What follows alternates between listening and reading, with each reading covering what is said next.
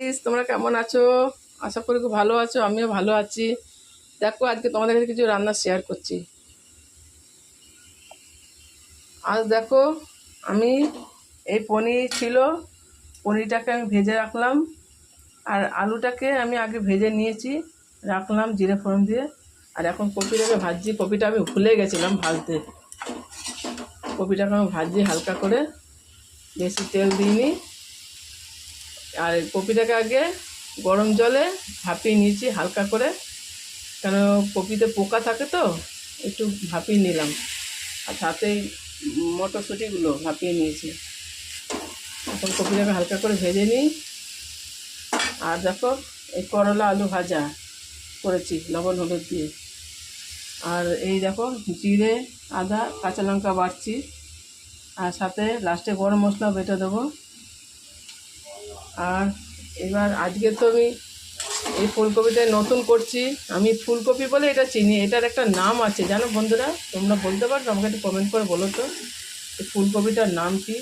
নামটা আমার মনে আসছে না, একটু জানাবে তো কমেন্ট করে কি ফুলকপির নাম এটা। এটা আমি ফুলকপি বলে জানি। এটা আমি এই প্রথম করছি, এই প্রথম আমি করছি। কেমন হবে আমি জানি না। আমি এটা আজকে পনির দিয়ে করব, এই জিরে আদা লঙ্কা বাটা দিয়ে। আর এই আলু ভাজিয়ে রেখেছি, আর এই কপিটাকে ভাজছি। আর এই যে পেঁপে দেখতে পাচ্ছ, এই পেঁপেটাকে আমি চাটনি করবো। এটাকে প্লাস্টিক চাটনি বলে, দেশে বলে প্লাস্টিক চাটনি। এই লেবু দিতে হয়, এই চাটনিটা লেবু দেয়। লেবু দিয়ে করবো এটা। জিরে আর শুকনো লঙ্কা ফোড়ন দেবো, দিয়ে পেঁপেটাকে হালকা করে ভেজে তারপরে লেবুর রসটাকে দিয়ে দেবো। তারপর চিনি দিয়ে একটু লবণ দেবো, আর হলুদ দেবো না। এটা সাদা হবে এই চাটনিটা, প্লাস্টিক চাটনিটা। এটা তোমাদের পরে দেখাচ্ছি, এখনও কাটিনি তো কাটবো। এই পনিরটা করে নিই।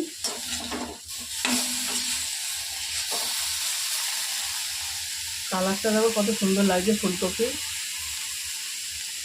জানি না কেমন হবে এই তরকারির স্বাদ, আমি প্রথম করছি। আমি এমনি সাদা ফুলকপিগুলো করি, এইটা তো আমি করিনি কোনোদিনও।